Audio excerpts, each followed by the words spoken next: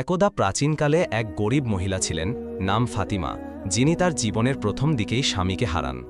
তিনি তার পিছনে একটি ছোট ছেলে ইউসুফকে রেখে গিয়েছিলেন। জীবন তার জন্য কঠিন ছিল। স্বামী হঠাৎ চলে যাওয়ায় তাকে একা একা সময়ের ঝড় ও দুশ্চিন্তার মুখোমুখি হতে হয়েছিল।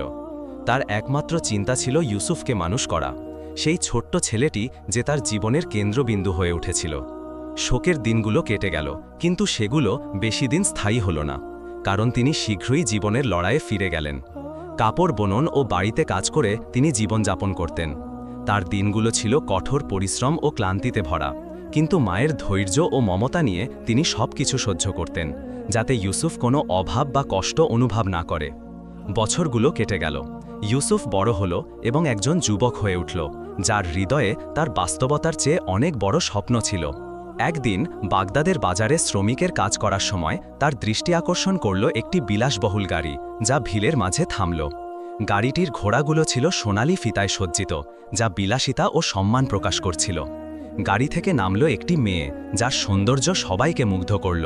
তার চোখ ছিল মুক্তোর মতো এবং তার দৃষ্টিতে যেন একটি রহস্যময় গোপনীয়তা লুকিয়েছিল। ইউসুফ তার চোখ সরাতে পারল না। তার সৌন্দর্য ছিল জাদুকরী, যা হৃদয়কে আকর্ষণ করত এবং নিঃশ্বাস আটকে দিত। কৌতূহলের বশে সে পথচারীদের একজনকে তার পরিচয় জিজ্ঞাসা করল। উত্তর এলো যা তার হৃদয়ে আগুন জ্বালিয়ে দিল। সে আয়েশা, মন্ত্রী ওমরের মেয়ে। সেই মুহূর্তে ইউসুফ এমন এক অনুভূতি অনুভব করল যা সে আগে কখনো জানত না, এক তীব্র প্রেম, যেন ঝড়ের মতো। তাদের মধ্যে বিশাল ব্যবধান থাকা সত্ত্বেও তার হৃদয় পিছু হটল না। এক রাতে ঘুমের মধ্যে সে এক অদ্ভুত স্বপ্ন দেখল। সে নিজেকে একটি বিশাল বিবাহের অনুষ্ঠানে দেখল। চারপাশে মানুষ তাকে অভিনন্দন জানাচ্ছে, আর তার পাশে ছিল আয়েশা, বিয়ের পোশাক পরে তার দিকে হাসছে। দূর থেকে তার মৃত বাবা তাকে মমতা ও সন্তুষ্টির সাথে দেখছিলেন। ইউসুফ ঘুম থেকে উঠল, তার হৃদয়ে আনন্দ ও অস্থিরতায় ভরে গেল। সে দেখল তার মা ফাতিমা পাশে বসে মোমবাতির আলোয় পিঠা তৈরি করছে। সে হাত বাড়িয়ে একটি পিঠা নিল, তারপর শান্ত কিন্তু দৃঢ় স্বরে বলল, আম্মু, আমি কি তোমার কাছে কিছু চাইতে পারি? ফাতিমা হাসলেন, কিন্তু তার হাসির পিছনে একটি গোপন উদ্বেগ ছিল। তিনি বললেন, অবশ্যই বাবা, তুমি কি চাও? ইউসুফ এক মুহূর্তের জন্য চুপ করে রইল, যেন কথাগুলো তার ঠোঁটে ভারী হয়ে আছে। তারপর দৃঢ়ভাবে বলল, আমি চাই তুমি আমার জন্য আয়েশা, মন্ত্রী ওমরের মেয়েকে বিয়ে করতে চাও। ফাতিমা যেন জমে গেলেন, তার হাত থেকে পিঠা প্রায় পড়ে যাচ্ছিল। তিনি অবাক হয়ে তাকালেন এবং বললেন, তুমি কি পাগল হয়েছ ইউসুফ? তুমি কি বলছো তা বুঝতে পারছ? কিন্তু ইউসুফ আত্মবিশ্বাসের সাথে বলল, হ্যাঁ, আমি জানি আমি কি বলছি।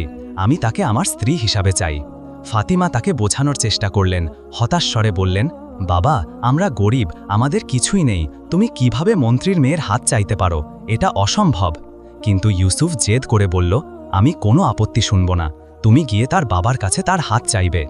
ফাতিমা দ্বিধায় পড়ে গেলেন। তার হৃদয় ছেলের প্রতি ভালোবাসা ও অপমানের ভয়ের মধ্যে দ্বন্দ্বে জড়িয়ে পড়ল। কিন্তু ইউসুফের জেদের কাছে তিনি শেষ পর্যন্ত রাজি হলেন, যদিও তার মনে অনেক ভয় ছিল।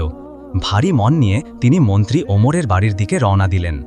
পথটা ছিল দীর্ঘ, যেন প্রতি পদক্ষেপে আরও কঠিন হয়ে উঠছিল। তিনি ফুলে সজ্জিত বিলাসবহুল দরজার সামনে পৌঁছালেন। একজন খাদেম তাকে সন্দেহের দৃষ্টিতে দেখে জিজ্ঞাসা করল, এখানে কি চাই? ফাতিমা দ্বিধার সাথে বললেন, আমি মন্ত্রীর স্ত্রীর সাথে দেখা করতে চাই। তাকে অতিথি কক্ষে নিয়ে যাওয়া হলো, যেখানে দেওয়ালগুলো ছিল দামি কাপড়ে মোড়া আর আসবাবপত্র আলোয় ঝকঝক করছিল। মন্ত্রী ওমরের স্ত্রী হালিমা আনুষ্ঠানিক হাসি নিয়ে প্রবেশ করলেন এবং তাকে বসতে ইশারা করলেন।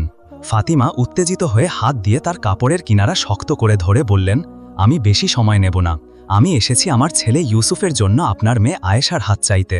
হালিমা চুপ করে গেলেন, তার চোখে বিস্ময় ও করুণার মিশ্রণ। অনেকক্ষণ পর তিনি হালকা হেসে বললেন, কেন নয়? তারপর হঠাৎ উঠে কোনো কথা না বলে চলে গেলেন। ফাতিমা অনেকক্ষণ অপেক্ষা করলেন, কিন্তু ফিরলেন না। পরিবর্তে একজন খাদেম এলো, একটি ছোট থলি মুদ্রা নিয়ে। সে ঠান্ডা স্বরে বলল, এটা আমার মালকিনের পক্ষ থেকে, আমি আপনাকে দরজা পর্যন্ত পৌঁছে দিচ্ছি। ফাতিমা অপমানিত বোধ করলেন, যেন তাকে ভিক্ষা দেওয়া হয়েছে, বিয়ের প্রস্তাব নয়। তিনি চোখের জল লুকিয়ে কষ্টে বাড়ি ফিরলেন। বাড়িতে পৌঁছে ইউসুফকে উৎসুকভাবে অপেক্ষা করতে দেখলেন। তিনি তার সামনে বসে ভাঙা গলায় বললেন, দেখ বাবা, তারা আমাকে ভিখারির মতো ব্যবহার করেছে, যেন আমি এমন কিছু চেয়েছি যা আমার অধিকার নেই। কিন্তু তার কথা ইউসুফকে দমাতে পারল না। বরং তার হৃদয়ে জেদের আগুন আরও জ্বলে উঠল। দুঃখে অভিভূত হয়ে সে সবার থেকে দূরে সরে গেল, একটি অন্ধকার কোণে বসে নিজেকে প্রশ্ন করতে লাগল। সেখানে ঘুমিয়ে পড়ল এবং আবার সেই স্বপ্ন দেখল। নিজেকে আয়শার হাত ধরে তার চোখের দিকে তাকিয়ে তার নিঃশ্বাসের উত্তাপ অনুভব করছে। ঘুম থেকে উঠে তার সিদ্ধান্ত দৃঢ় হল। সে ফাতিমার কাছে ফিরে গিয়ে চ্যালেঞ্জিং স্বরে বলল, যদি তুমি আবার মন্ত্রীর কাছে না যাও, আমি আর এখানে ফিরব না। এই স্বপ্নকে আমি মরতে দেব না। ফাতিমা তাকে বোঝানোর চেষ্টা করলেন, দুঃখের সাথে বললেন, বাবা, তুমি কি মনে করো জীবন আমাদের জন্য সহজ? কেন তুমি এই বোঝা আরও বাড়াচ্ছ? কিন্তু ইউসুফ দৃঢ়ভাবে বলল, যদি আমি আয়েশাকে বিয়ে না করি তবে এটাই আমার ভাগ্য এবং আমি এটা থেকে পিছু হটব না। ফাতিমা অনুভব করলেন তার ছেলের কথা যেন তার আত্মা থেকে জীবনী শক্তি কেড়ে নিচ্ছে। কিন্তু তার এই অবস্থা দেখে তিনি আর সহ্য করতে পারলেন না।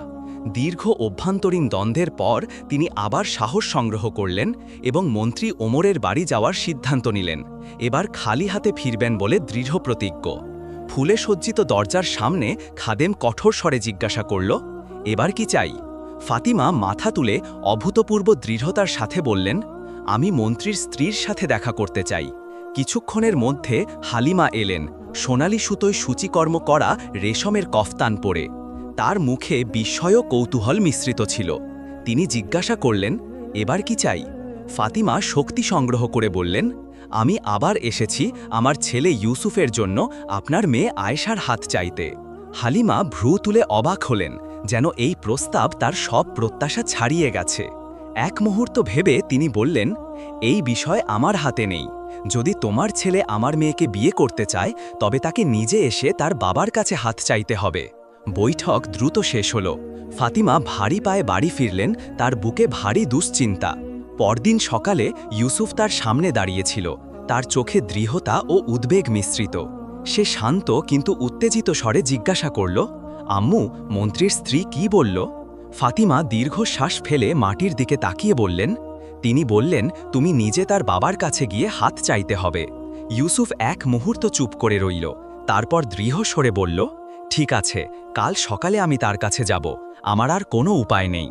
পরদিন ভোরে ইউসুফ সূর্যোদয়ের আগে উঠে সাধারণ পোশাক পরল, কিন্তু তার হৃদয়ে ছিল অপরিসীম সাহস। সে মন্ত্রী ওমরের বাড়ির দিকে রওনা দিল। অনেকক্ষণ অপেক্ষার পর মন্ত্রী তার সাক্ষাৎ দিলেন। ইউসুফ একটি বিশাল হল রুমে প্রবেশ করল, যেখানে মন্ত্রী দাঁড়িয়েছিলেন, একজন মর্যাদাশীল পুরুষ যার মুখে ক্ষমতার গাম্ভীর্য ও বয়সের রেখা। তিনি ইউসুফকে পরীক্ষণ করলেন এবং বললেন, আমি তোমাকে আগে দেখিনি, বলো তোমার বাবাকে? ইউসুফ দৃঢ়তার সাথে বলল, আমার বাবা ছিলেন আবদুল্লাহ, একজন সাধারণ কৃষক যিনি অন্যের জমিতে কাজ করতেন। তিনি অনেক আগেই মারা গেছেন। মন্ত্রী এক মুহূর্ত চুপ করে রইলেন। নামটা মনে করার চেষ্টা করলেন কিন্তু পারলেন না। তারপর শান্ত কিন্তু সতর্ক স্বরে বললেন, যদি তাই হয় তবে আমি তোমার কাছে একটি গল্প চাই, যে লোক আখরোট বিক্রি করে এবং নিজের গালে চড় মারে তার গল্প। ইউসুফ এক মুহূর্তের জন্য থমকে গেল, অদ্ভুত অনুরোধটি বোঝার চেষ্টা করল। তারপর অবাক হয়ে বলল, এটাই কি আপনার একমাত্র শর্ত?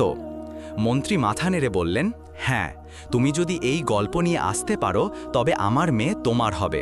এটি আমার প্রতিজ্ঞা আল্লাহর সামনে। ইউসুফ আনন্দ ও উত্তেজনার মিশ্রণ নিয়ে প্রাসাদ থেকে বের হলো। সে খুশি ছিল যে তার স্বপ্ন পূরণের একটি আশা রয়েছে, কিন্তু তার মনে একটি প্রশ্ন ঘুরছিল, কিভাবে সেই রহস্যময় গল্পটি খুঁজে পাবে। বাড়ি ফিরে সে দেখল তার মা ফাতিমা জানালার কাছে বসে অপেক্ষা করছেন, তার চোখে উদ্বেগ ও প্রত্যাশা। সে ঘরে ঢুকতেই ফাতিমা তাড়াতাড়ি তার দিকে এগিয়ে এলেন, উত্তেজিত স্বরে বললেন, কি করলি ইউসুফ? মন্ত্রী কি বিয়েতে রাজি হলেন? ইউসুফ এক মুহূর্ত থামল, তার মুখে ক্লান্তি স্পষ্ট, কিন্তু ঠোঁটে একটি হালকা হাসি। সে বলল, হ্যাঁ আম্মু, তিনি রাজি হয়েছেন, কিন্তু একটি অদ্ভুত শর্ত দিয়েছেন। তিনি সোনা রূপা কিছুই চাননি। তিনি আমাকে বলেছেন যে লোক আখরোট বিক্রি করে এবং নিজের গালে চড় মারে তার গল্প নিয়ে আসতে। ফাতিমা এমন শখ খেলেন যে তিনি যেন জমে গেলেন। তিনি বিস্ময়ে তাকিয়ে ফিসফিস করে বললেন, যে লোক আখরোট বিক্রি করে আর গালে চড় মারে, এটা কি সত্যি গল্প নাকি তিনি তোমাকে ঠেকাতে চাইছেন? ইউসুফ তার কাছে এগিয়ে গিয়ে তার কাঁপা হাত শান্ত করল এবং বলল, চিন্তা করো না আম্মু, এটা যতই অদ্ভুত বা দূরের হোক আমি খুঁজে বের করব। কেউ না কেউ এই গল্প জানে, আমি খুঁজতে থাকব যতক্ষণ না আমি উত্তর পাই। পরদিন সকালে ইউসুফ তার যাত্রা শুরু করল গল্পটির খোঁজে। তার প্রথম গন্তব্য ছিল একটি পুরনো কফিখানা, যেখানে লোকেরা গল্প ও কাহিনী শোনার জন্য জমায়েত হতো। সেখানে সে একজন বৃদ্ধকে দেখল, নাম আবু বকর, যিনি উৎসাহের সাথে গল্প বলছিলেন, সবাইকে মুগ্ধ করে। ইউসুফ ধৈর্য ধরে অপেক্ষা করল তার গল্প শেষ হওয়া পর্যন্ত। তারপর কাছে গিয়ে ভদ্রভাবে জিজ্ঞাসা করল, মাফ করবেন, আপনি কি কখনো যে লোক আখরোট বিক্রি করে এবং নিজের গালে চড় মারে তার গল্প শুনেছেন? আবু বকর ভ্রু তুলে ভাবলেন, তারপর বললেন, আমি এই গল্প আগে কখনো শুনিনি। হয়তো এটা কোনো পুরনো গল্প, যা শুধু বুড়োরা বা দূরের শহরের ব্যবসায়ীরা জানে। তুমি অন্য কোথাও খোঁজ করো। ইউসুফ হতাশ হল না। সে এক কফিখানা থেকে আরেকটিতে গেল, গল্পকার ও শ্রোতাদের মধ্যে খোঁজ করতে লাগল, কিন্তু উত্তর পেল না। তার পা ক্লান্ত হয়ে গেল, জুতা ধুলোয় ভরে গেল। শেষে সে মসজিদের দেওয়ালে হেলান দিয়ে বসল, নিজেকে শক্তি সংগ্রহ করতে এবং নতুন পরিকল্পনা ভাবতে। তখন মসজিদের ইমাম হাসান তার পাশ দিয়ে যাচ্ছিলেন। তিনি ছিলেন একজন শান্ত ও সম্মানিত ব্যক্তি, সাদা জোব্বা পরা, মুখে দাড়ি। তিনি ইউসুফের ক্লান্ত অবস্থা দেখে থামলেন এবং সদয়ভাবে জিজ্ঞাসা করলেন, কি হয়েছে বাবা, তুমি শুকিয়ে গেছো, যেন বড় কোনো দুশ্চিন্তা বহন করছো। ইউসুফ তার হৃদয়ের কথা খুলে বলার সিদ্ধান্ত নিল। সে বলল, হে শায়েখ, আমি যে লোক আখরোট বিক্রি করে এবং নিজের গালে চড় মারে তার গল্প খুঁজছি। আমি এক কফিখানা থেকে আরেকটিতে গেছি, কিন্তু কোনো সুরাহা পাইনি। আপনি কি এই গল্প শুনেছেন? ইমাম হাসান তার দাড়িতে হাত বুলিয়ে কিছুক্ষণ ভাবলেন, তারপর দ্বিধার সাথে বললেন, হ্যাঁ, আমি এই গল্পের কথা একবার শুনেছিলাম, অনেক আগে। একজন ব্যবসায়ী এখানে এসে এটি বলেছিলেন। এটি একটি পুরনো গল্প, হয়তো মিশর বা দামেস্কের, কিন্তু এটি খুব পরিচিত নয় এবং আমি এর বিস্তারিত জানি না। ইউসুফের মনে আনন্দের ঝলক জাগল, যেন আশার আলো দেখতে পেল। সে উৎসাহের সাথে বলল, আপনাকে ধন্যবাদ শাহেক, এই সামান্য ইঙ্গিতও আমাকে সাহায্য করবে। আমি সেই দেশে খুঁজব যতক্ষণ না আমি এটি পাই। ইমাম হাসান হাসলেন এবং উৎসাহ দিয়ে বললেন, আল্লাহ তোমাকে সফল করুন বাবা, হতাশ হইও না।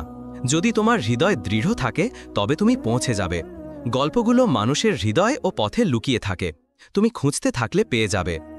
ইউসুফ বাড়ি ফিরল, তার চোখে আশার ঝিলিক, কিন্তু তার হৃদয়ে উদ্বেগের ছায়াও ছিল।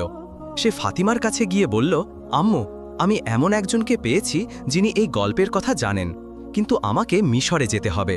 শুনেছি সেখানে এর বিস্তারিত পাওয়া যাবে। ফাতিমার মুখে আতঙ্ক ফুটে উঠল। তিনি বললেন, মিশর? তুমি তো কখনো এই মহল্লা ছেড়ে যাওনি ইউসুফ, তুমি একা কিভাবে এত দূরের দেশে যাবে? ইউসুফ গভীরভাবে দীর্ঘশ্বাস ফেলে বলল, আম্মু, কিছুই সহজে আসে না। আয়েশা এই কষ্টের যোগ্য, আমি তার জন্য সব কষ্ট সহ্য করব। ফাতিমা এক মুহূর্তের জন্য জমে গেলেন। তিনি হাত দিয়ে মুখ ঢেকে হৃদয় ফিসফিস করলেন, আল্লাহ ওই মেয়ে ও তার বাবার ওপর লানত পাঠাক। কিভাবে আমার ছেলেকে সবকিছু দিয়ে দিতে বাধ্য করল? তারপর দীর্ঘশ্বাস ফেলে আল্লাহর কাছে ক্ষমা চাইলেন এবং মাথা তুলে ভালোবাসা ও উদ্বেগ মিশ্রিত স্বরে বললেন, হয়তো এই ভ্রমণে তোমার জন্য কল্যাণ আছে বাবা। আমি আল্লাহর কাছে দোয়া করি তিনি তোমাকে সফল করুন এবং নিরাপদে ফিরিয়ে আনুন। গরিব হওয়ায় তিনি বেশি কিছু দিতে পারেননি। তিনি প্রতিবেশীর কাছ থেকে কিছু টাকা ধার করলেন এবং ইউসুফের জন্য পথের খাবার তৈরি করলেন, কিছু শুকনো খেজুর, রুটি আর একটি ছোট পোটলা কাপড়। তিনি যা পারলেন তাই দিলেন এবং হালকা হাসি দিয়ে চোখের জল লুকিয়ে বললেন, এটাই আমার সব বাবা, নিজেকে বেশি কষ্ট দিও না। যদি মনে হয় এটা অসম্ভব তবে আমার কাছে ফিরে এসো, আমার কাছে শুধু দোয়া আছে তোমার জন্য। ইউসুফ মায়ের হাত চুমু দিয়ে বলল, ভয় পেও না আম্মু, আমি শীঘ্রই ফিরব। যখন সে বিদায় নিল, ফাতিমার চোখের জল আর লুকানো গেল না। তিনি দুঃখ লুকানোর চেষ্টা করলেন, কিন্তু ইউসুফ তার হৃদয়ের কষ্ট বুঝতে পারল।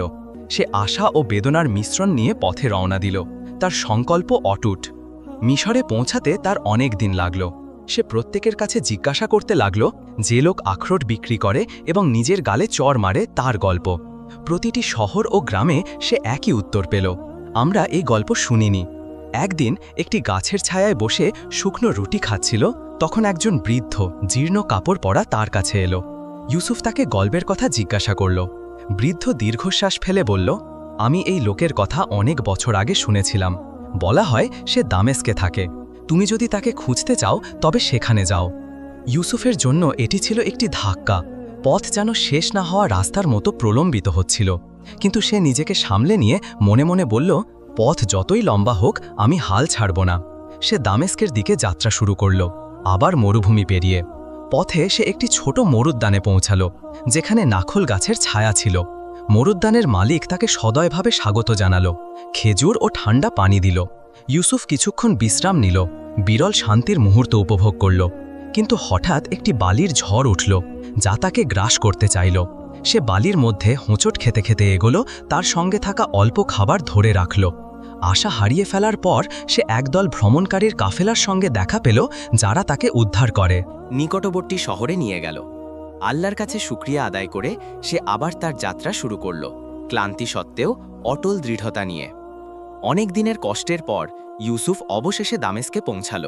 সে বড় বাজারে প্রবেশ করল, যেখানে ব্যবসায়ীদের হাঁকডাক আর মানুষের ভিড়ে কোলাহল। ভারত ও পারস্য থেকে আসা নানা পণ্যের বৈচিত্র্যে সে মুগ্ধ হল। ঘুরতে ঘুরতে তার দৃষ্টি পড়ল একটি আখরোটে ভরা গাড়ির দিকে। সে কাছে গেল এবং দেখল বিক্রেতা আলী গ্রাহকদের জন্য আখরোট ওজন করছে।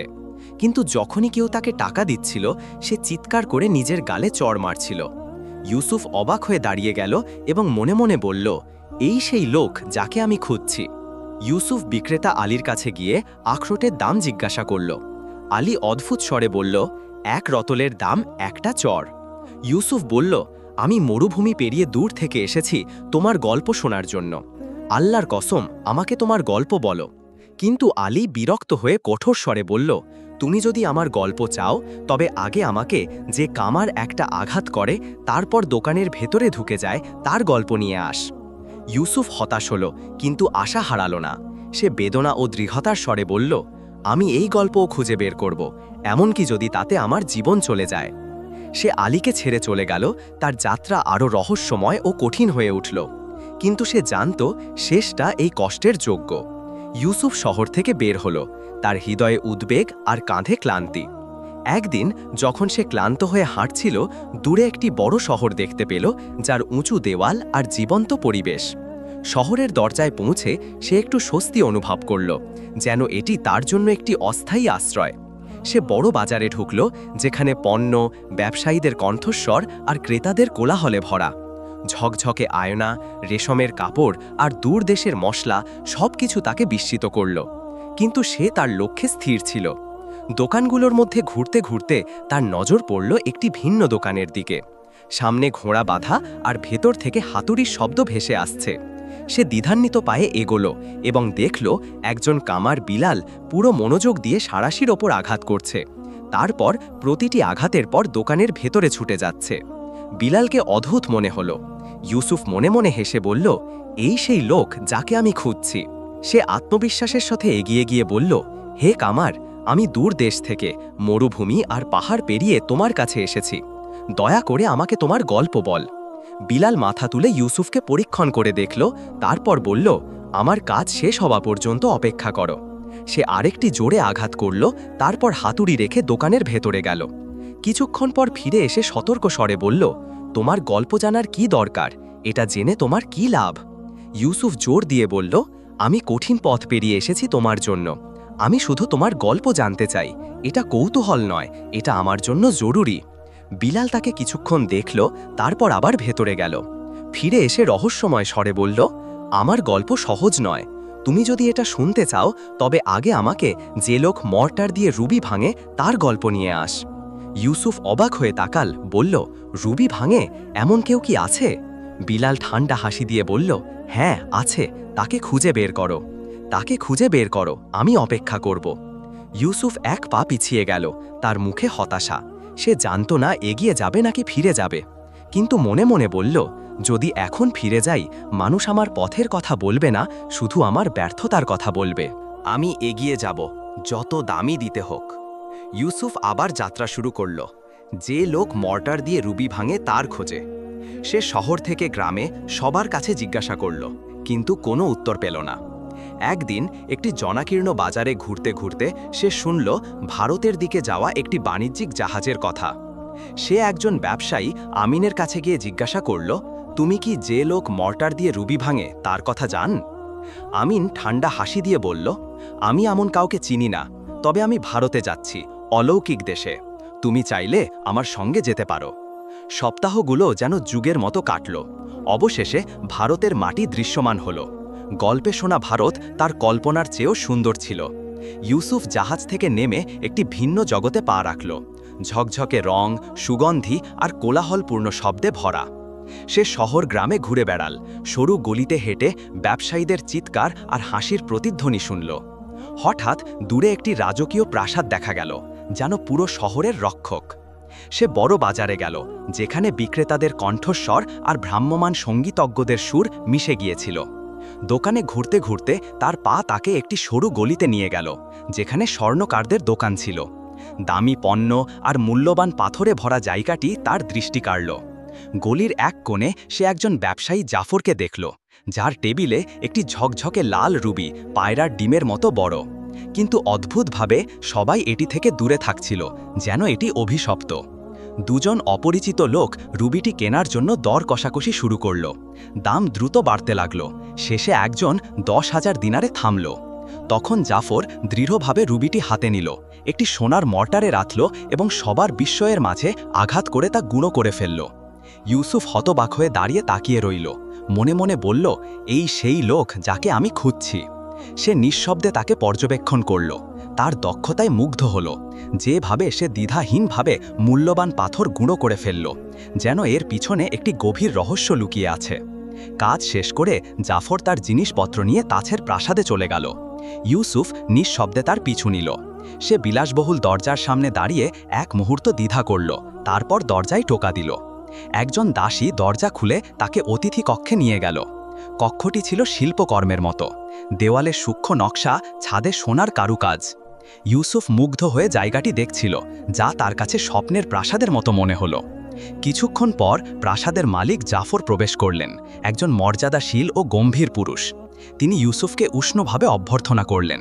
জানতে পেরে যে ইউসুফ বিদেশী, তিনি তৎক্ষণাৎ একটি সমৃদ্ধ ভোজের আয়োজন করতে বললেন।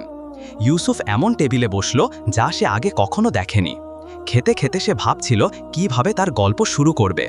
খাওয়ার মাঝে সে মাথা তুলে বলল, হে সাহেব, আমি মরুভূমি ও সমুদ্র পেরিয়ে কঠিন যাত্রা করে আপনার কাছে এসেছি। মন্ত্রী ওমরের দেওয়া একটি অদ্ভুত শর্ত আমার জীবনকে উল্টোপালট করে দিয়েছে। আমি শুধু আপনার গল্প শুনতে চাই। জাফর মনোযোগ দিয়ে ইউসুফের কথা শুনলেন, তার চোখে আগ্রহ ও প্রত্যাশা। ইউসুফ তার গল্প শেষ করলে তিনি শান্ত হাসি দিয়ে বললেন, তোমার সাহস ও অটল দৃঢ়তা আমাকে মুগ্ধ করেছে। আমি তোমাকে আমার গল্প বলবো, তবে তাড়াহুড়ো করে বিচার করো না। তারপর তিনি শুরু করলেন, আমি এক সময় শাহবান্দারের ছেলে ছিলাম, ধন সম্পদে ভরা বাড়িতে জন্ম। কিন্তু আমি তখন ছোট ছিলাম, পৃথিবী সম্পর্কে কিছুই বুঝতাম না। আমি বিচ্ছিন্ন জীবন যাপন করতাম, মানুষ ও জীবনের দুশ্চিন্ত থেকে দূরে। তারপর কিছু বন্ধু এলো, যারা আমাকে জীবনের আনন্দে মুগ্ধ করল। আমরা রাতভর উৎসব করতাম, মদ, খাবার আর উল্লাসে মেতে থাকতাম। আমি আমার সব কিছু ব্যয় করলাম এই আনন্দের জন্য। এক সময় আমি একটি সুন্দরী দাসীকে বিয়ে করলাম, কিন্তু সময়ের সঙ্গে সঙ্গে আমার অর্থ লাগলো, সংকট দেখা দিল। আমি বন্ধুদের পিছনে খরচ করতাম, যারা আমাকে উদার বলে প্রশংসা করত। অর্থ দ্রুত ফুরিয়ে গেল। আমি ঋণ নিতে শুরু করলাম, কিন্তু তা পরিশোধ করতে পারলাম না। আমি আমার বাগান পর্যন্ত বন্ধক রাখলাম। যখন সব কিছু শেষ হয়ে গেল, আমি বুঝলাম লোভ আমাকে ধ্বংস করেছে। আমি ভেবেছিলাম অর্থ আমাকে সুখ দেবে, কিন্তু শেষে দেখলাম কিছুই স্থায়ী নয়। তিনি এক মুহূর্ত থামলেন, তারপর বললেন, এক রাতে আমি বন্ধুদের সঙ্গে কফিখানায় বসেছিলাম। সেটি ছিল আমার জীবনের সবচেয়ে লজ্জার মুহূর্ত। আমার পকেট ফাঁকা ছিল, আমি খাবারের বিল পরিশোধ করতে পারিনি। আমি বললাম, এবার তোমরা দাও, আমার কাছে টাকা নেই। তাদের মুখের পরিবর্তন দেখে আমি বুঝলাম তারা আমাকে এখন অপরিচিত মনে করছে। তাদের কথা কঠোর হলো, কেউ আমার দিকে তাকালো না। তারা আমাকে বোঝা মনে করল। বাড়িতে ফিরে আমার স্ত্রী কঠোর স্বরে বলল, আমাদের আর কিছুই নেই, তুমি যদি টাকার ব্যবস্থা না করো। আমি বললাম, আমি কখনো তোমার প্রতি অবহেলা করিনি, আল্লাহ আমার জন্য পথ বের করবেন। কিন্তু আমি বাড়ির কার্পেট, আসবাব বিক্রি করতে লাগলাম। আমরা অল্পের উপর বেঁচে থাকলাম, কিন্তু তাও বেশি দিন টিকল না। তিনি গভীর নিঃশ্বাস নিলেন, তার চোখে গভীর দুঃখ। একদিন বাড়ি ফিরে দেখলাম আমার স্ত্রী তার জিনিসপত্র নিয়ে বাপের বাড়ি চলে গেছে। আমার বন্ধুরা যারা আগে বাড়ি ভরিয়ে রাখত তারা অদৃশ্য হয়ে গেল। আমি একা হয়ে গেলাম। আমি কাউকে পাশে চাইলাম, কিন্তু কেউ ছিল না।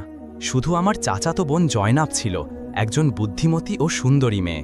সে আমাকে সতর্ক করেছিল, বলেছিল খারাপ বন্ধুদের থেকে দূরে থাক, দুঃসময়ে তারা কেউ থাকবে না।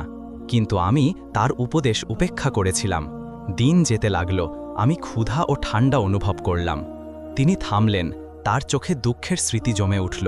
আমি এই শহর ছেড়ে চলে যাবার কথা ভাবলাম, যেটি এক সময় আমাকে সাহেব বলে ডাকত, কিন্তু এখন আমি ছিলাম একজন পরিত্যক্ত।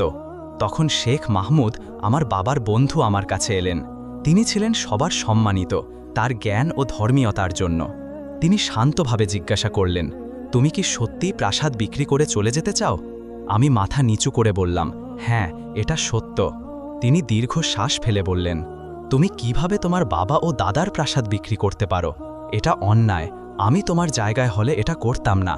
আগুন শুধু ছাই রেখে যায়, মৃত্যু এমন জীবনের চেয়ে ভালো। শেখ মাহমুদের কথা তাকে গভীরভাবে স্পর্শ করল। সে শহর থেকে বেরিয়ে গেল, হারিয়ে গেল, কোথায় যাবে জানত না। হঠাৎ সে একটি পুরনো কুয়োর সামনে পৌঁছাল। সে মনে মনে আত্মহত্যার কথা ভাবল, কিন্তু দেখল কুয়োটি কাদায় ভরা। সে চিৎকার করে বলল, আমি মরতে চাই, কিন্তু মৃত্যুও আমাকে এড়িয়ে গেল। তখন তার নজর পড়ল একটি অন্ধকার গুহার দিকে। সে ভেতরে ঢুকল এবং দেওয়ালে একটি চকচকে জিনিস দেখল। কাঁপা হাতে তুলে নিল, একটি লাল রুবি তার হাতে ঝকঝক করছে। সে বিশ্বাস করতে পারল না।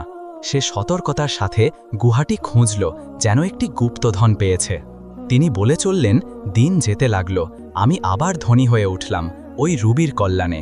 আমি বাজার সোনা ও রূপায় ভরে দিলাম, আমার ভাণ্ডার ভরে গেল। আমি কারো সঙ্গে মিশতাম না, শুধু আমার চাচাতো বোন জয়নাব ছিল আমার পাশে, যে কঠিন সময়ে আমার সঙ্গে ছিল। আমার পুরনো বন্ধুরা আমার ধনসম্পদের কথা শুনে ফিরে এলো, ক্ষমা চাইল, কিন্তু আমার তাদের দরকার ছিল না। আমি তাদের সামনে এক বস্তা রুবি বের করে মর্টারে গুঁড়ো করে ফেললাম এবং বললাম, এটাই তোমরা পাওয়ার যোগ্য। আমার স্ত্রী ফিরে এলো উপহার নিয়ে, কিন্তু আমি তাকে তাড়িয়ে দিলাম, তালাক দিলাম এবং তার মুখে রুবির গুঁড়ো ছুঁড়ে দিলাম। তারপর আমি আমার চাচাতো বোন জয়নাবকে বিয়ে করলাম, যে সব সময় আমার পাশে ছিল। এটাই আমার গল্প, হে ইউসুফ। তিনি উঠে দাঁড়ালেন এবং বললেন, এই নাও 2 বস্তা রুবি। এটি তোমার নতুন জীবনের পথে ব্যবহার করো। তোমার দেশে ফিরে যাও, যে মেয়েকে ভালোবাসো তাকে বিয়ে করো। এই অর্থ তোমাকে নতুন ব্যবসা শুরু করতে সাহায্য করবে। ইউসুফ তাকে আন্তরিক ধন্যবাদ দিল, অর্থ নিয়ে বিদায় নিল এবং ফিরতি পথে রওনা দিল। দামেস্কে ফেরার পথে ইউসুফ একটি উট ও পানি কিনল এবং মরুভূমি পেরিয়ে যাত্রা চালিয়ে গেল। দীর্ঘ যাত্রার পর সে দামেস্কে পৌঁছালো এবং কামার বিলালের দোকানে গেল। তাকে অভিবাদন করে বলল, আমি ফিরেছি এবং রুবিওয়ালার গল্প নিয়ে এসেছি। বিলাল খুশি হয়ে বলল, আয়, বস, আমাকে গল্প শোনাও, আমি শুনতে উৎসুক। ইউসুফ বসল এবং তাকে জাফরের গল্প বলল, কিভাবে সে তাকে রুবি দিয়েছে এবং তাকে ভালোবাসার মেয়েকে বিয়ে করে ব্যবসা শুরু করতে বলেছে। ইউসুফ গল্প শেষ করলে বিলাল মাথা নেড়ে বলল, এটি একটি অসাধারণ গল্প, কিন্তু আমার গল্প এর চেয়ে কম অদ্ভুত নয়। বিলাল তার গল্প শুরু করল, আমি একজন কামার, আমার বাবা ও দাদাও ছিলেন। আমি আমার পেশায় উন্নতি করেছি, এমনকি এই দেশের কামারদের প্রধান হয়েছি। আমার দোকানের শেষে একটি ছোট কুঠুরি ছিল, যেখানে আমি বিশ্রাম করতাম। সেখানে একটি ছোট জানালা ছিল, যেখান দিয়ে সূর্যের আলো আসত। একদিন কুঠুরিতে বসে আমার নজর পড়ল জানালার দিকে। আমি একটি সাদা কবুতর দেখলাম, যেমনটি আমি জীবনে কখনো দেখিনি। এটি ছিল অসাধারণ সুন্দর। আমি কাছে গিয়ে তার পা ধরলাম, কিন্তু হঠাৎ সে আমাকে নিয়ে উড়ে গেল। আমি বুঝতে পারিনি কিভাবে একটি কবুতর আমার শরীর বহন করল। আমি চোখ বন্ধ করলাম এবং খুলে দেখলাম আমি একটি বিশাল প্রাসাদের সামনে, যা সোনা ও নকশায় ঝকঝক করছে। আমি মুগ্ধ হয়ে গেলাম।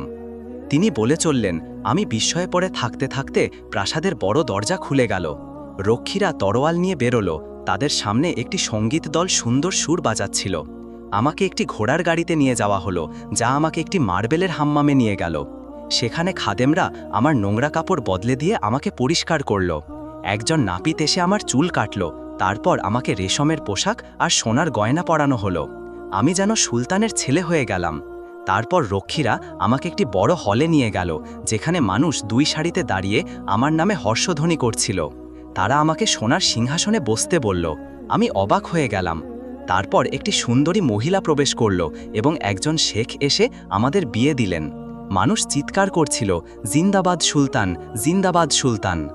বিলাল বললেন, আমি খুব বিভ্রান্ত ছিলাম, সবকিছু আমার কাছে অদ্ভুত মনে হচ্ছিল। আমি পাশে দাঁড়ানো রক্ষীকে জিজ্ঞাসা করলাম, এটা কীছে? সে বলল, আমাদের রীতি অনুযায়ী সুলতান মারা গেলে আমরা প্রাসাদ থেকে বের হই এবং প্রথম যাকে দেখি তাকে সুলতান বানাই এবং সুলতানের বিধবার সঙ্গে বিয়ে দিই। তখন আমি বুঝলাম, আমি ভাবলাম আমি ছিলাম একজন সাধারণ কামার, এখন সুলতান। দিনগুলো কাটতে লাগলো, আমি নন্দনে ডুবে গেলাম। আমার স্ত্রী সন্তান জন্ম দিল, একটি সুন্দরী কন্যা। কিন্তু আমি কৃতজ্ঞ থাকার পরিবর্তে অহংকারী হয়ে গেলাম। একদিন শিকারে গিয়ে মন্ত্রীর বাগান দেখলাম। আমি এটি আমার বাগানে যুক্ত করতে চাইলাম এবং তার জন্য মন্ত্রীর মেয়েকে বিয়ে করতে হবে। আমি ঘোড়া থেকে নেমে তার হাত চাইলাম। মন্ত্রী তৎক্ষণাৎ রাজি হলেন। আমি বিয়ের প্রস্তুতি শুরু করলাম, কিন্তু আমার স্ত্রী আমাকে জিজ্ঞাসা করল, তুমি কি সত্যিই বিয়ে করবে? আমি হ্যাঁ বললাম। সে আমার সঙ্গে তর্ক করল। আমি রেগে গিয়ে তাকে চড় মারলাম। তার চোখে জল এলো এবং সে বলল, একদিন তুমি এর জন্য অনুতপ্ত হবে। আমি রেগে বললাম, সুলতান, আমার কিছুই হবে না। তখন আমার নজর পড়ল সেই কবুতরের দিকে যে আমাকে প্রাসাদে এনেছিল। লোভ আমাকে পেয়ে বসল। আমি ভাবলাম, যদি এই কবুতর আমাকে এখানে আনতে পারে তবে এখন হয়তো ভারতে নিয়ে যাবে, যেখানে সোনা ও হীরা আছে।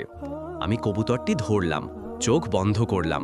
যখন খুললাম দেখলাম আমি আমার দোকানে, পুরনো ময়লা পোশাক পরে, শরীরে ধুলো। আমি বিশ্বাস করতে পারিনি। আমি দোকানে দৌড়ালাম, কবুতরটি ফিরে আসুক এই আশায়। আমি আর রাজত্ব বা সোনা চাইনি, শুধু আমার স্ত্রী ও সন্তানদের দেখতে চেয়েছিলাম। ইউসুফ বলল, তোমার গল্প সত্যিই অদ্ভুত, কিন্তু এটি লোভের শাস্তি। যারা অন্যের জিনিসে লোভ করে তাদের এই পরিণতি হয়। কবুতরকে ভুলে যাও, সে আর ফিরবে না। প্রত্যেকের জন্য ভাগ্য নির্ধারিত আছে। তুমি নিজেকে সংশোধন করো, আল্লাহ হয়তো তোমাকে এর চেয়ে ভালো কিছু দেবেন। বিলাল বলল, আমি তোমার উপদেশ মানব। আমি নতুন করে শুরু করব, আমার অহংকারের জন্য তওবা করব। ইউসুফ তাকে বিদায় দিয়ে রুবি নিয়ে তার অবস্থা সংশোধনের দৃঢ় সংকল্প নিয়ে পথে রওনা দিল। ইউসুফ দীর্ঘযাত্রার পর সেই শহরে ফিরল যেখানে আখরোট বিক্রেতা আলী ছিল। সে দেখল মানুষ শাড়ি দিয়ে আখরোট কিনছে। সে আলীর কাছে গিয়ে বলল, তুমি কি আমাকে মনে করো? আলী তাকে দেখে বলল, অনেক সময় পেরিয়েছে, কিন্তু এখন তোমার মুখ মনে পড়ছে।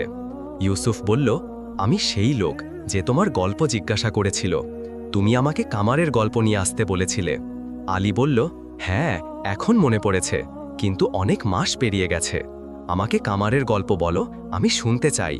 ইউসুফ বিলাল ও কবুতরের গল্প বলল, যে তাকে প্রাসাদে নিয়ে গিয়েছিল। গল্প শেষ হলে আলী বলল, এটা একটি অসাধারণ গল্প, কিন্তু আমার গল্প এর চেয়েও আশ্চর্য। সে বলতে শুরু করল, আমি ছিলাম একজন বড় ব্যবসায়ীর ছেলে।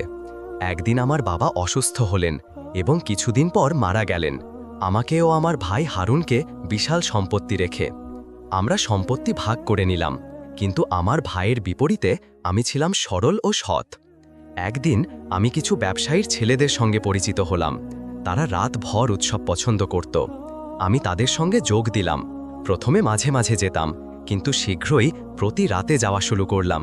আমি দোকান খুলতাম না, দুপুর পর্যন্ত ঘুমাতাম। হালকা খাবার খেয়ে বন্ধুদের কাছে যেতাম, দাসীদের জন্য উপহার নিয়ে। আমি অঢেল অর্থ ব্যয় করতাম। যখন আমার সোনা ফুরিয়ে গেল, আমি আমার দোকান ও জমি বিক্রি করতে শুরু করলাম। শেষে আমি সব হারালাম। একদিন আমি বন্ধুদের কাছে গেলাম, কিন্তু তারা কঠোরভাবে বলল, সঙ্গে কি এনেছো? আমি বললাম, আমার কাছে টাকা নেই। তারা বলল, তুমি আর এখানে আসার যোগ্য নও, বের হও। আমি আমার ভাই হারুনের কাছে গেলাম, কিন্তু সে আমাকে সাহায্য করতে অস্বীকার করল। আমার কাছে ছিল শুধু একটি খালি বাড়ি, একটি চাটাই আর খাবারের জন্য একটি প্লেট। আমি ক্ষুধায় কষ্ট পেতে লাগলাম। একদিন একটি দেওয়ালের নিচে বসেছিলাম। আমার ভাই আমাকে দেখেও না দেখার ভান করল। পাশে একজন গরিব মহিলা তার মেয়ের সঙ্গে বসেছিল। সে আমাকে বলল, হতাশা তোমাকে মেরে ফেলুক না, জঙ্গলে গিয়ে কাজ খোঁজ, কাজ মানুষকে দুঃখ ভুলিয়ে দেয়। আমি তার কথা শুনলাম, ক্লান্ত পায়ে জঙ্গলে গেলাম, ডালপালা সংগ্রহ করতে লাগলাম।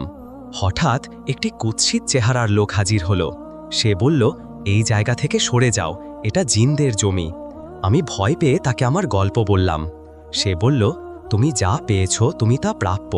এটা বুদ্ধি না খাটানোর ফল।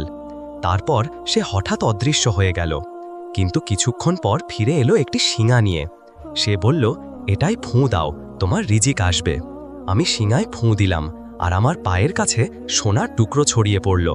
আমি বিশ্বাস করতে পারিনি। আবার ফুঁ দিলাম, আরও সোনা পড়ল। আমি সোনা বাজারে বিক্রি করে নতুন কাপড়, খাবার আর পাত্র কিনলাম। আমি সেই গরিব মহিলা ও তার মেয়েকে আমার বাড়িতে নিয়ে এলাম এবং বললাম, আজ থেকে তুমি রাস্তায় থাকবে না, এটা তোমার বাড়ি, আমি তোমার মেয়েকে বিয়ে করব। কিছুদিন পর আমার ব্যবসা বাড়তে লাগলো। আমি আমার স্ত্রীর সঙ্গে দোকানে কাজ করতাম, সবাই আমাদের ভালোবাসত। 1 বছরের মধ্যে আমি 5টি দোকান খুললাম, পারফিউম ও রেশম বিক্রি করতাম। আমি আমার বাবার জমি ফিরিয়ে নিলাম, ঘোড়া ও খাদেমদের সঙ্গে মোকাব চলতাম। আমি দান করতাম, খাবার বিতরণ করতাম। শহরে কেউ ক্ষুধার্ত বা গরিব থাকতো না। একদিন আমার ভাই হারুন উপহার নিয়ে আমার কাছে এলো। সে বলল, আমি দেখেছি তোমার অবস্থা, তোমার ধন সম্পদের রহস্য কি? আমি তাকে শিঙার কথা বললাম। পরদিন সকালে আমি শিঙাটি খুঁজতে গেলাম, কিন্তু পেলাম না। আমার ভাইয়ের কাছে জিজ্ঞাসা করলে সে আমাকে কঠোরভাবে তাড়িয়ে দিল। সে আমার মতো দোকান খুলতে শুরু করলো। আমার ব্যবসার লাভ কমতে লাগলো। আমি সব হারালাম। আমি খাদেমদের বেতন দিতে পারিনি, ঘোড়া ও গাধা বিক্রি করতে হলো। আমি আবার গরিব হওয়ার ভয় পেলাম। আমি জঙ্গলে ফিরে গেলাম, সেই ডালপালা সরালাম। সেই কুৎসিত লোক আবার হাজির হলো। আমি তাকে আমার ভাইয়ের গল্প বললাম। সে আমাকে আরেকটি শিঙা দিল এবং বলল, আর এখানে ফিরো না। আমি ফুঁ দিতেই আখরোট পড়তে লাগলো। আমি বাজারে আখরোট বিক্রি করতে শুরু করলাম, কিন্তু আগের মতোই আখরোট বেশি হয়ে গেল, দাম কমে গেল। আমি আখরোট বিক্রি করলাম এবং আমার ভুলের জন্য গালে চড় খেলাম। আমি আমার ভুল থেকে শিক্ষা নিইনি, তাই আমি প্রতিদিন এই চড় প্রাপ্য। ইউসুফ বিস্মিত হয়ে বলল, কি অদ্ভুত গল্প! তবে তুমি সব হারাওনি, তোমার একজন ভালো স্থলী আছে। সে 1 বস্তা আখরোট নিয়ে তার উঁটে রাখল, আলীকে বিদায় দিল এবং দেশে ফিরে যাওয়ার পথে রওনা দিল।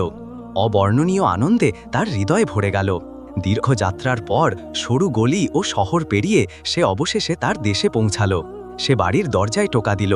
তার মা ফাতিমা তাকে দেখে জড়িয়ে ধরলেন। তার আনন্দ এত বেশি ছিল যে তিনি তা লুকাতে পারলেন না। তিনি বললেন, বাবা, তুমি অনেক দিন পর ফিরেছ। আমার অবস্থা খুব খারাপ ছিল, আমি প্রায় তোমার ফেরার আশা হারিয়ে ফেলেছিলাম। ইউসুফ বলল, আম্মু, আমরা আর কখনো আলাদা হব না। সে তার ব্যাগ খুলে ভারত, দামেস্ক আর মিশর থেকে আনা উপহার ও পারফিউম দেখালো এবং রুবি দেখালো। ফাতিমা এত নেয়ামত দেখে বিস্মিত হলেন। পরদিন ইউসুফ কারিগরদের ডেকে বাড়িটিকে 3 তলা প্রাসাদে রূপান্তরিত করল। সবচেয়ে দামি কার্পেট ও আসবাব দিয়ে সাজালো। সেখানে খাদেম ও রক্ষীরা এলো। ইউসুফ মশলার বড় দোকান খুলল। ভারত থেকে পণ্য আনার জন্য একটি জাহাজ কিনল। তার অবস্থা এত উন্নত হলো যে প্রতিবেশীরা তাকে চিনতে পারল না। তারপর সে মন্ত্রী ওমরের বাড়ি যাওয়ার সিদ্ধান্ত নিল। সে বড় মোকাব নিয়ে গেল। মন্ত্রী তাকে দেখে বিস্মিত হলেন এবং বললেন, কি নিয়ে এসেছো বাবা? ইউসুফ বলল, আমি সেই লোক যে আয়শার হাত চেয়েছিল। সে আখরোট বিক্রেতা আলীর গল্প বলল, যে নিজের গালে চড় মারত, এবং বলল, আমি তার কাছ থেকে এই বস্তা আখরোট এনেছি, এটাই তোমার মেয়ের মোহরানা। মন্ত্রী ওমর তার মেয়ে আয়শার পাশে বসলেন। ইউসুফ তার মরুভূমি ও সমুদ্রের যাত্রার গল্প বলল, কিভাবে সে ভারতে পৌঁছালো। এটি ছিল একটি গল্প নয়, 3টি দুঃসাহসিক গল্প, প্রতিটি শিক্ষা ও উপদেশে ভরা। গল্প শেষ হলে মন্ত্রী বললেন, আমি এই গল্প চেয়েছিলাম তোমার ভালোবাসার গভীরতা দেখার জন্য। আমি শপথ করেছিলাম আমি আমার মেয়েকে শুধু তাকেই দেব যে তার মূল্য বোঝে। তুমি সব বাধা পেরিয়ে নিজের যোগ্যতা প্রমাণ করেছ। মরুভূমি ও পাহাড় তোমাকে আয়শার ভালোবাসার পথে থামাতে পারেনি। ইউসুফ আন্তরিকভাবে বলল, তোমার মেয়ে আমার হৃদয়ে, তুমি যা চাইবে আমি তাই দেব। মন্ত্রী বললেন, তোমার ভালোবাসায় কোনো সন্দেহ নেই বাবা। 1 সপ্তাহ পর ব্যবসায়ী ইউসুফের প্রাসাদে বিশাল উৎসব হলো। মানুষ তার গল্প ছড়াতে লাগল, বলল সে মরুভূমিতে বিশাল ধন পেয়েছে, কিন্তু তারা জানত না তার আসল ধন ছিল ধৈর্য ও অধ্যবসায়। ইউসুফ, যে এক সময় গরিব ছিল, এক রাতে স্বপ্ন দেখেছিল এবং সেই স্বপ্ন পূরণের জন্য অক্লান্ত পরিশ্রম করেছিল। আল্লাহ তাকে প্রচুর কল্যাণ দান করলেন। আবার নতুন গল্পে দেখা হবে।